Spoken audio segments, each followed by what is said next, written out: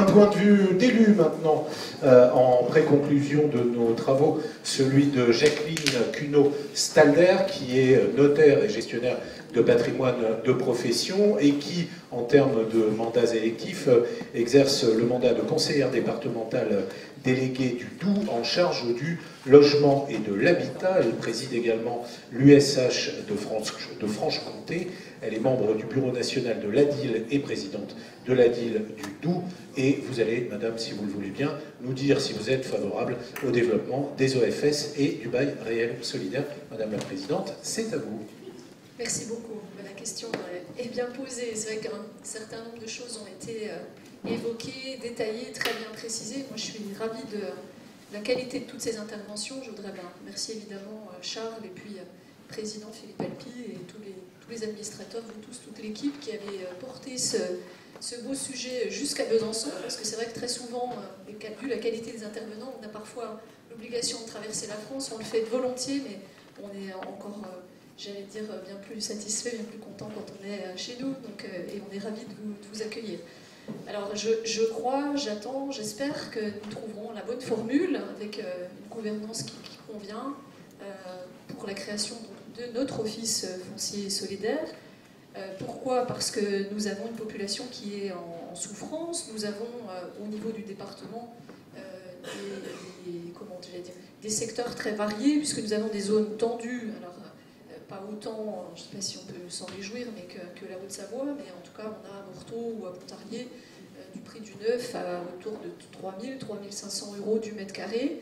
Donc autant vous dire que quand on travaille sur place pour nos seniors, pour nos enfants, tous ces jeunes fonctionnaires qui s'installent, ils ont vraiment beaucoup de mal à se loger. C'est la raison pour laquelle on avait pu obtenir le Pinel, qui n'a pas que des défauts. On était certes B2 comme Besançon, mais donc Val-d'Amont, Pontarlier, Morteau ont pu en bénéficier. Et moi j'étais ravie d'entendre des jeunes couples qui nous disaient en fait c'est des très beaux immeubles et le loyer est pas cher. C'est fantastique, le loyer est pas cher. Alors je pensais qu'il y avait un propriétaire qui serait peut-être pas ravi d'entendre ça de son côté. Il a bénéficié de la défiscalisation, mais il a rendu heureux un petit couple qui a pu aménager dans un logement, en plus à un niveau de performance énergétique, puisque ça aussi c'est en zone de montagne, puisqu'on est pas loin de 1000 mètres d'altitude sur le secteur du Houdou, une bonne partie en tout cas, et on a des coûts de chauffage qui sont pharaoniques. Et c'est vrai qu'on pense aussi aux seniors, puisque les aides sociales n'augmentent pas, les retraites non plus, et le SMIC non plus. Donc moi, ça me fend toujours le cœur quand j'entendais mes parents dire qu'ils vont chez des amis, mais ils n'enlèvent pas leur veste. Donc ça, c'est quand même quelque chose, c'est-à-dire oui, ils ont froid. Ils vont rendre visite à des amis et ils ont froid. Parce qu'en fait, nos seniors font le choix de conserver leur foncier, parce qu'ils ont encore cette fierté du monde agricole, ils ont envie de transmettre. Je crois que j'ai vu des sondages où c'est une idée qui commence à faire son chemin.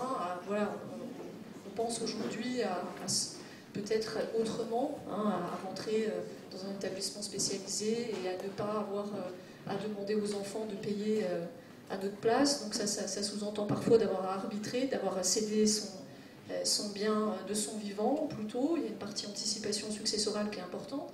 Mais c'est vrai qu'on a ces réflexions, notamment dans le centre-ville de Besançon, où les taxes foncières sont très chères. Et on est sollicité, nous, en tant qu'élus ou en tant que professionnels, vous devez l'être aussi par des seniors qui sont contraints parfois à quitter le centre-ville, alors qu'ils sont en âge d'avoir une qualité de service et d'avoir le pharmacien, le boulanger, le médecin à deux pas de chez eux. Donc ça renvoie quand même à un modèle de société, moi, qui me fait mal. Et c'est la raison pour laquelle j'avais, c'est vrai, encouragé un petit peu Charles à travailler ces sujets-là, parce que dans le cadre de mon métier, j'ai eu la chance de lire beaucoup de sujets et d'avoir quelques beaux articles du doctorant Monsieur Lerouzic. Ce matin, je lui ai dit, voilà, j'avais plaisir à le rencontrer, puisque je l'avais lu un certain nombre de fois. Et je pense qu'on a besoin de chercheurs, parce que malheureusement, comme on échangeait à table avec lui aux États-Unis, un contrat à force de loi, c'est-à-dire que vous pouvez aller dans l'innovation directement sans passer par tout un arsenal législatif. En France, ce n'est pas le cas. Il faut être bordé par une loi pour pouvoir signer un contrat. Il faut qu'il y ait un article du Code civil qui le mentionne, qui l'autorise, pour un contrat. Et c'est ce qui limite, parce que c'est là où on voit la portée du juridique, puisqu'il a fallu tout ce travail qui n'est pas encore totalement, j'allais dire, abouti, puisqu'il faudra qu'ils vivent, évidemment, mais et qu'il y ait parfois des difficultés pour voir s'il y a des choses à corriger, à amender, à améliorer, mais là encore pour le bien-être des usagers. Donc là, on a quand même, l'outil est là, l'outil juridique est là, donc il faut que nous, les élus, nous en emparions, pour que là aussi les bailleurs sociaux, et j'étais ravie d'entendre voilà, le directeur de la COP HLM dire que c'est un sujet aussi qui l'intéresse, puisque on a vraiment besoin que les bailleurs sociaux, ils ont, j'allais dire, je ne veux pas dire que c'est une chance, mais en ce moment, ils sont à un carrefour, puisqu'il y a un impact sur leurs finances de par la loi Elan qui est important. Donc je pense qu'on a peut-être encore plus de raisons de prendre le temps de l'innovation quand les finances sont impactées. Donc je ne veux pas dire que je m'en réjouis, parce que je sais que c'est voilà, très compliqué, que c'est un sujet qui va forcément avoir un impact, notamment sur la construction. Et même si tout va bien en ce moment, on sait qu'il y a moins de réservations, on l'entendait partout en France. Donc, mais il faut peut-être aussi travailler avec le privé, parce que j'entendais qu'il y a déjà des organismes, des fondations, des choses qui existent. Alors peut-être c'est l'occasion de faire un tour d'horizon. On a, nous, la chance d'avoir des frontaliers qui gagnent beaucoup d'argent, mais qui payent beaucoup d'impôts et qui sont prêts aussi à donner du sens à leur investissement. Moi, je suis toujours malheureuse quand je les vois et qu'ils ont acheté des choses compliquées, sans dire de gros mots. Ils ont fait le choix, poussé parfois par des commerciaux, je ne veux pas dire par des banquiers, mais il y en a aussi, donc d'acheter à l'autre bout de la France, la Réunion, des choses qui sont invendables, qui sont parfois pas sorties de terre, qui ont eu des malfaçons. Et je pense que là, on a une responsabilité aussi, c'est d'essayer de garder cette manne qui est importante. C'est une vraie chance pour nos territoires. Moi, je rencontre très souvent des frontaliers qui me disent c'est bien de leur dire ne faites pas. Hein, très souvent, ils vont voir leur notaire, et le notaire essaie de leur dire écoutez, là, vous prenez un risque, ne faites pas. Oui, mais ils vont nous dire mais je fais quoi, hein. Et souvent, ce qui est compliqué, c'est de donner le bon conseil et de capter cette épargne. Les champions de l'assurance vie, mais je veux dire, on peut donner du sens à notre épargne. Il y a des organismes qui le font très bien. Je sais qu'en tout cas, Habitat et Humanisme, où ils travaillent avec notre Emmaüs local au Fin, près de Morteau, et ils font des choses incroyables. Donc j'espère qu'on arrivera à avoir peut-être une transversalité dans toutes ces réflexions et qu'on essaiera d'avoir autour de la table beaucoup de professionnels, mais aussi des acteurs du monde économique qui ont cette capacité aussi de collecter des fonds, parce qu'on ne peut pas se plaindre qu'on a moins d'argent, mais pas forcément regarder ce qui se passe aussi tout près de chez nous. Donc j'ai la chance aussi d'être présidente de l'ADIL, comme vous l'avez dit. On travaille donc en termes d'accession sur la sécurisation du parcours, hein, puisque là, il y a un vrai besoin aussi quand on fait des plans de financement. Je crois que c'est sur le territoire basque où il y a un partenariat qui s'était mis en place. Et je crois que c'est important.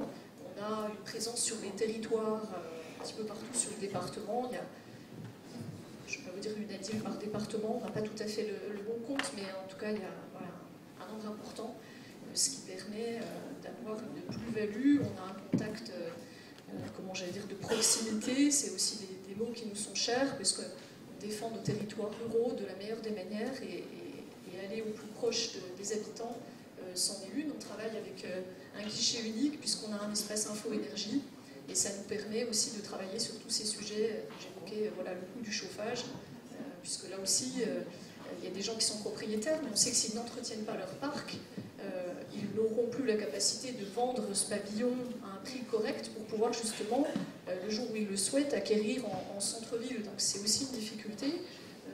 J'en échange souvent avec Fadi Palpi qui me dit voilà, j'ai des dames veuves qui sont propriétaires sur ma commune qui voudraient se payer un appartement à Pontarlier et en fait elles trouvent pas grand-chose à 3 500 € du mètre carré, vous vous en doutez bien, parce qu'elles n'avaient pas l'argent aussi pour faire les travaux nécessaires et pour rendre ce pavillon attractif, puisque c'est vrai qu'aujourd'hui le diagnostic de performance énergétique, il est lu. Quand on regarde une annonce immobilière, il y a des études qui ont été faites. C'est un premier tri qui devient de plus en plus important, qui deviendra de plus en plus important. Et ça sera une vraie difficulté, c'est qu'être propriétaire, oui, mais d'un parc vieillissant, qu'est-ce que ça apporte à ces personnes-là? Donc c'est vrai que travailler sur la propriété, c'est un sujet qui n'est pas simple. Et on a vraiment besoin de travailler, je pense. Je ne vais pas vous dire urgemment, les élus, on est toujours pressés, mais en tout cas, on a très très envie qu'on puisse avoir d'avoir ce bel outil. Je crois que le département est prêt aussi. On est chef de file de la précarité énergétique, donc tout ça coûte à nos finances, vous vous en doutez bien. Chef de file aussi du RSA. Donc voilà comment on se loge avec des petits budgets. On sait que c'est les jeunes qui sont les plus impactés. Et donc il ne tient qu'à nous de faire vivre le mieux possible tous ces dispositifs. Et je pense que ça va produire d'autres rencontres très, très vite pour qu'on puisse poursuivre tous ces sujets-là.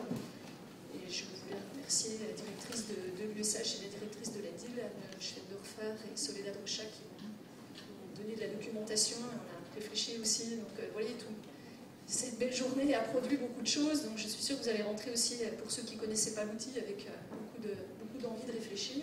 J'ai souvent un peu de peine quand les élus parlent du bail amphithéotique, parce que quand j'ai commencé le notariat en 99, on en parlait déjà. Je me dis, voilà, il y a des choses qui peuvent évoluer. Donc, c'est bien de se donner de la matière grise, en tout cas. Donc, merci beaucoup.